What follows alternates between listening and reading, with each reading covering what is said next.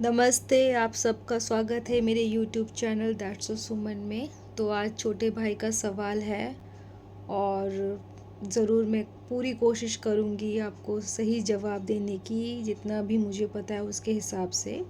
बाकी आप भी सर्च करना। तो आपका सबसे पहला क्वेश्चन है परशुराम जी को लेके कि परशुराम ने अपनी माता का सर काट दिया था। तो इसका क्या संकेत है? मतलब वो अपनी माता से प्यार नहीं करते थे या फिर ऐसे ऐसे बच्चे हुए हैं जिन्होंने अपने माँ बाप के साथ ये किया? जो मुझे पता है, जो मुझे पता लगा है वो ये है कि परशुराम की जो माता थी वो एक बार पानी भरने जब गई थी तो उन्होंने देखा कि नदी में एक युवक है जो नहा रहे हैं। तो उनको देख के थोड़े वो माता जो है विचलित हुई, मन में थोड़े भाव आए। देखो आज के ज़माने की अगर मैं बात करूं तो सुंदर लड़का जा रहा है, औरतें आहें भर के देखती हैं, है ना। लड़की जा रही है तो लड़के देखते हैं। उस ज़माने में ये पाप होता था। मतलब आप अपने पति के अलावा या अपनी पत्नी के अलावा किसी और का विचरण नहीं कर सकते। ये कोई रूल नहीं था कि आपको ऐसा रहना है। ये कुदरती लोगों के अंदर था कि वो नहीं करते थे। ये उनके अंदर नेचुरल था। कोई ज़बरदस्ती नहीं थी कि तुम्हें ऐसा रहना होगा। सबके अंदर ये भावना थी कि नहीं किसी का देखना, नहीं किसी को बोलना, है ना। तो उनके मन में थोड़ा आया, उसे देख के वो उन्हें देखने लगी, उनके शरीर को देखने लगी, दूर से निहारने लगी। जैसे हम फिल्म देखते हैं, मूवी देखते हैं, नोरा फतेही को देखते हैं, तमन्ना को देखते हैं, आज की रात ज़रा, कौन सा गाना है, मज़ा हुस्न का आँखों से लीजिए, कैसे आहें भर के देखते हो तुम सब। गलत नहीं है ये। वो दिखा रही है, तुम देख रहे हो, वो तो गलत है ही। तुम कितने महान हो, तुम भी तो देख रहे हो, तुम भी सही नहीं हो।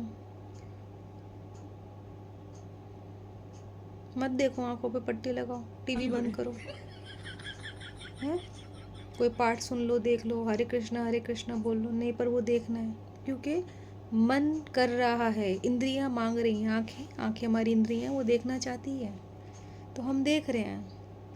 लेकिन उस समय में सतयुग की बात आप कर रहे हैं, सतयुग में से गलत मानते थे। ये एक पाप था जो माता से हुआ। उस टाइम पे परशुराम की माता से हुआ।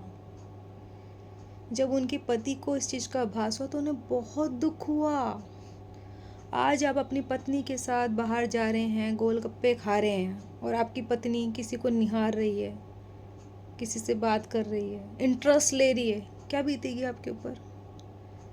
आपका पति आपके होते हुए आप बगल में हैं और किसी और लेडीज़ को देख रहा है, उसे निहार रहा है, अलग तरीके से दिख रहा है, wow she is so beautiful, क्या बीतेगी आपके ऊपर? बुरा लगता है ना। तो उनके पिता को भी बहुत बुरा लगा था परशुराम जी के। वो नहीं सहन कर पाए उस चीज को। उनका दिल, उनकी आत्मा तकलीफ से भर गई थी। तो उन्होंने अपने 4 पुत्र थे, उन चारों को बोला, सबको, पहले जो 3 पुत्र थे उनको बोला कि अपनी माता का सर काट दो। तो उन तीनों ने मना कर दिया। माता से प्रेम करते थे, मोह में थे, नहीं कर पाए। तो परशुराम जी के पिता ने उन्हें श्राप दे के पत्थर का बना दिया। फिर उन्होंने परशुराम से बोला, अब मैं तुम्हें बोल रहा हूँ माता का सर काट दो।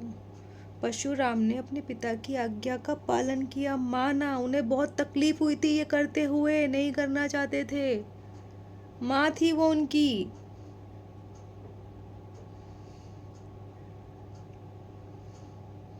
लेकिन पिता की आज्ञा मानकर उन्होंने अपनी माता के सर को काट दिया और बहुत दुखी हुए थे ये करके। तब उनके पिता ने बोला कि तुमने मेरी आज्ञा का पालन किया और माँ का सर काट दिया जिसे तुम बहुत प्रेम करते हो। हर बच्चे के लिए उसकी माँ प्यार, हर बच्चा अपनी माँ से प्यार करता है। आज तुम्हारी माँ किसी और को प्यार करे, तुम जेलस हो जाते हो, हैं। जेलिस यार मेरी माँ उसको प्यार कर रही है। छोटा बच्चा कैसे मचलता है, नहीं मुझे गोदी में लो, उससे मत लो।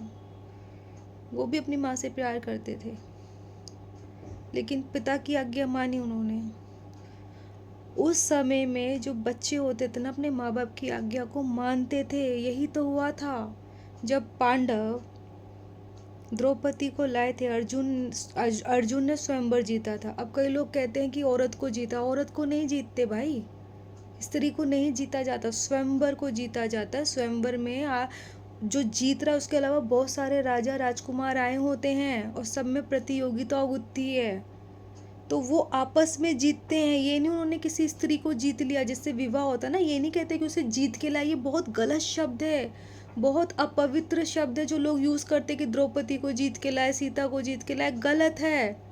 वो प्रतियोगिता को जीतते हैं, आपस में अपनी वीरता को, अपने शौर्य को दिखाते। वो आपस में देखो, अगर सारे लोग लड़ाई कर रहे हैं तो एक तो जीतेगा। और वो कोई प्राइज नहीं होती थी, द्रौपदी या सीता माता कोई प्राइज नहीं थी। बकायदा शादी हुई है, फेरे पड़े थे उनके, तो प्राइज कैसे हो गए भाई? जो श्रेष्ठ होगा बाप उसी को तो अपनी बेटी देगा ना, जो उसकी बेटी को तकलीफों से, परेशानियों से उसकी रक्षा कर सके, उसी को तो देगा ना। कैसे पता लगेगा? आप बोल दोगे मान लेंगे तो स्वयंवर करेंगे। वो तो जो शौर्यवान होगा, बुद्धिमान होगा, उसी से अपनी कन्या का विवाह कराएंगे। तो द्रौपदी को, सीता को जीता नहीं गया है, जीता जाता है स्वयंवर को। स्वयंवर में जो प्रतियोगिता रखी जाती है उसको जीता जाता है, और फिर जो जीतता है उसकी शादी होती है, विवाह होता है उसका। तो जब द्रौपदी आई थी तब उनकी माता ने भी उनकी माता को पता नहीं था कि वो क्या लेकर आए हैं अपने साथ, विवाह कर आए। वो अज्ञान थी, उनको नहीं पता था। अज्ञानतावश उन्होंने अपनी माँ को बोलना चाहते थे कि माँ हमारे साथ, तो उन्होंने, कुंती जी ने पूरी बात नहीं सुनी थी उनकी, उन्होंने बोला कि आपस में बांट लो। तो अब बच्चे थे, माता की आज्ञा का पालन करा, ज़्यादा तर्क वितर्क नहीं किया। आजकल के बच्चे तो बहस करते हैं, और नहीं मानोगे उनकी बात, मैं खाना नहीं खा रहा, मैं घर छोड़ के जा रहा हूँ। आजकल के बच्चे माँ बाप को क्या समझते? कुछ नहीं समझते। माँ बाप हारे बैठे अपनी औलादों से, कान पकड़ के बैठे हैं माँ बाप आज के।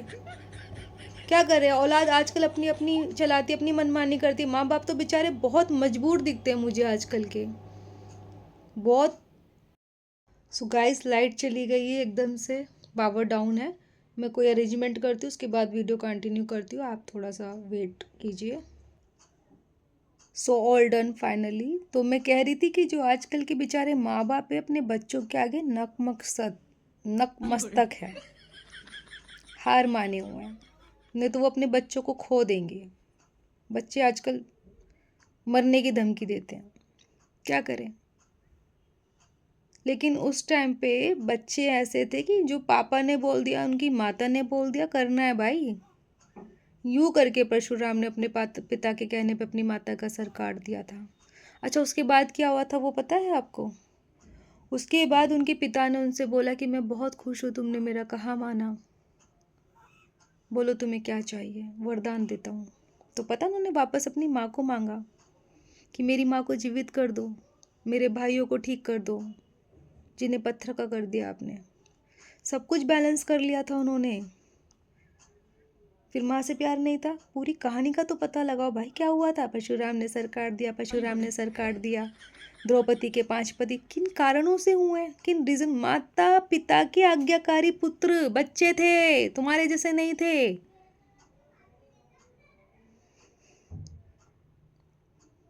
माँ बाप ने वहां जहाँ शादी करा दी, कर ली। माँ बाप ने जिस कॉलेज में बोला, पढ़ लिए। आजकल के तो करके दिखा दे। आजकल के बच्चे अपनी पसंद से ही करते हैं सब कुछ। इसलिए बच्चों को अच्छे संस्कार दो कि अगर वो अपने चला रहे तो कम से कम ढंग का तो करें।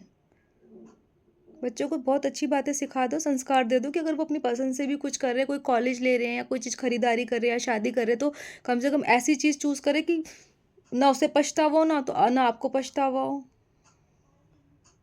सही गलत समझाओ उसको। तो उस टाइम पे परशुराम ने अपने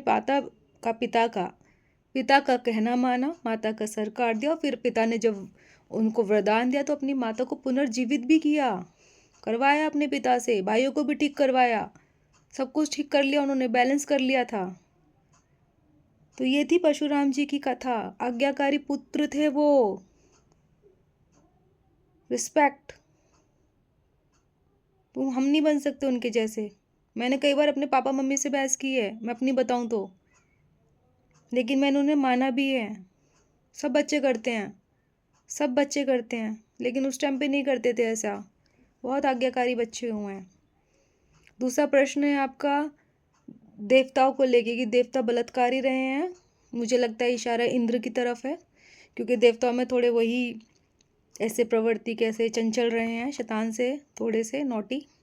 शैतान नहीं कह सकते, बट हाँ उन्होंने किया है।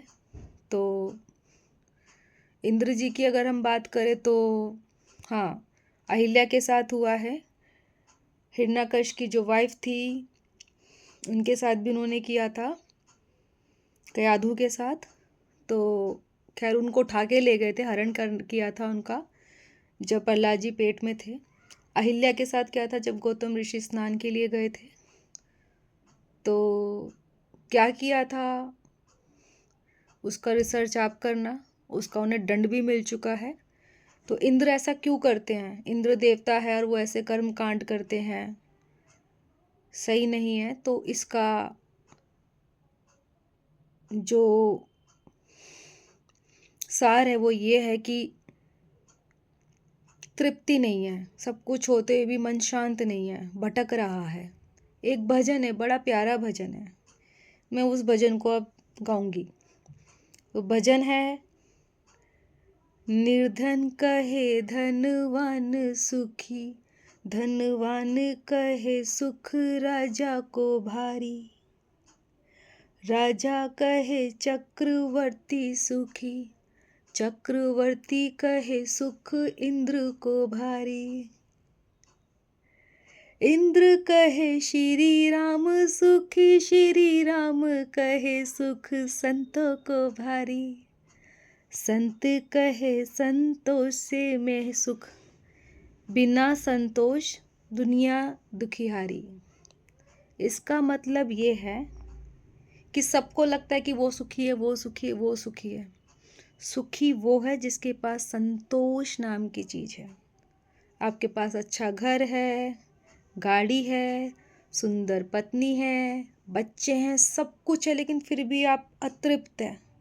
आत्मा भटक रही है कहीं और। उस तरह जैसे एक हिरन जंगल में घूमता है, खुशबू के पीछे दौड़ता है और उसे ये नहीं पता कि खुशबू उसी के अंदर से आ रही है।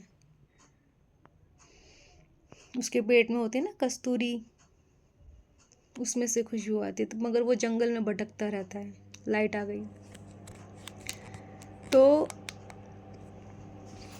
कहने का सार ये है कि इंद्र के पास एक से एक अप्सरा है, खूबसूरत, सुंदरता से परिपूर्ण, सब कुछ है, फिर भी अतृप्त है, अशांत है? धरती पे आ रहे हैं और मनुष्य में भटक रहे हैं। चाहे फिर बात हम अहिल्या की करें या क्याधु की करें। अच्छा, क्याधु के पीछे नहीं पड़े थे। क्याधु के को हरण करने का जो उनका मोटिव था वो ये था कि वो हिरण्यकश्यप को तपस्या से भटकाना, परेशान करना चाह रहे थे ताकि उनकी तपस्या पूरी ना हो। क्योंकि तपस्या पूरी होते जो हिरण्यकश्यप करने वाला था उससे इंद्र का सबसे भारी नुकसान था जो हुआ तपस्या पूरी होने पे।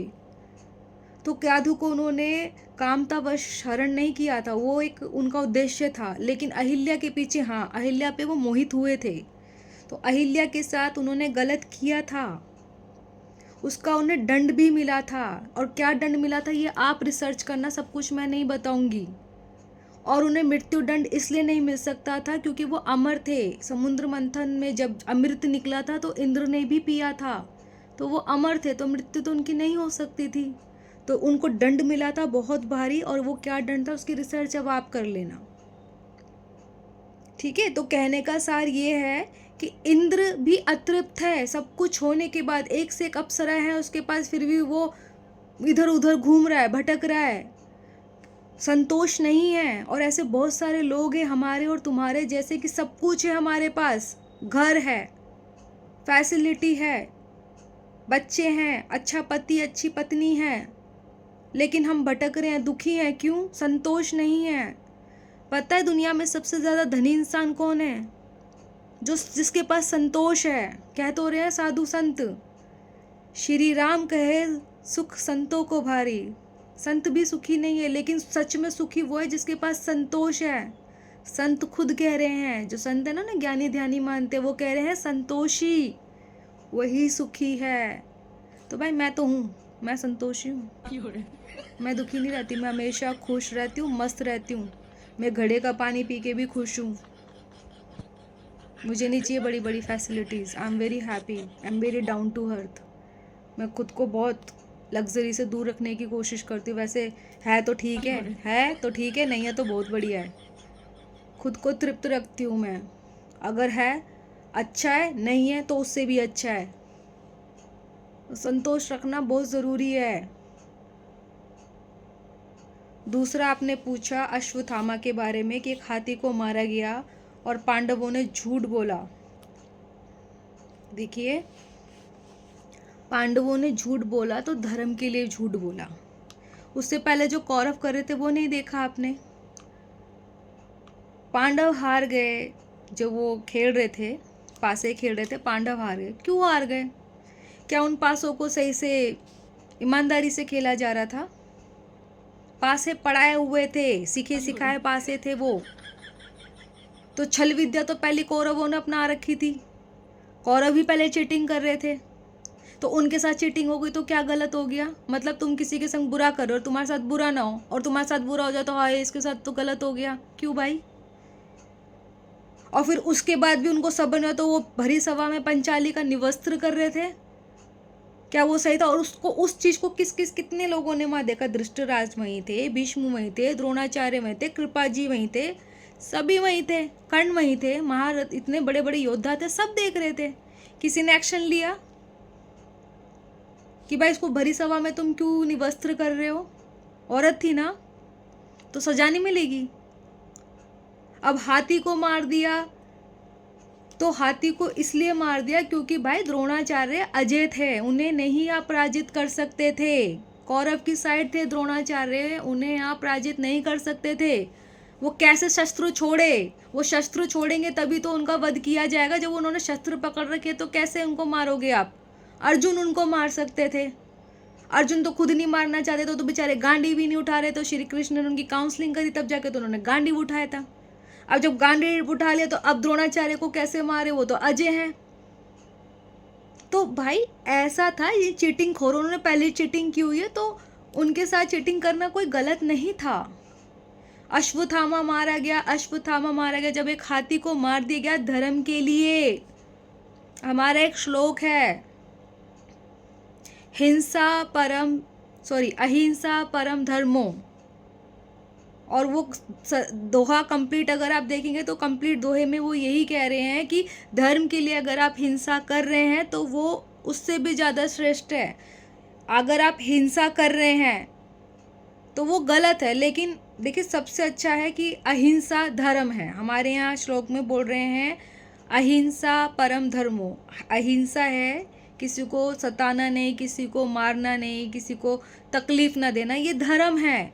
लेकिन अगर आप किसी को काट रहे हो, मार रहे हो, धर्म के लिए कर रहे हो, तो वो बिल्कुल श्रेष्ठ है। अगर आप अपने धर्म के लिए कर रहे हो।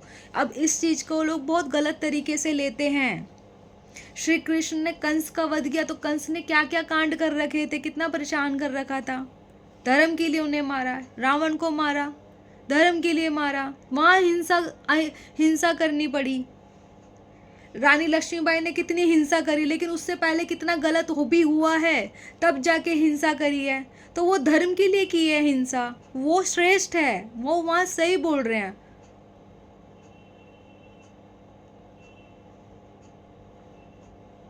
तो अश्वत्थामा जब मर गया, हाथी जब मर गया, तो द्रोण स्तब्ध रह गए थे कि मेरा बेटा मारा गया।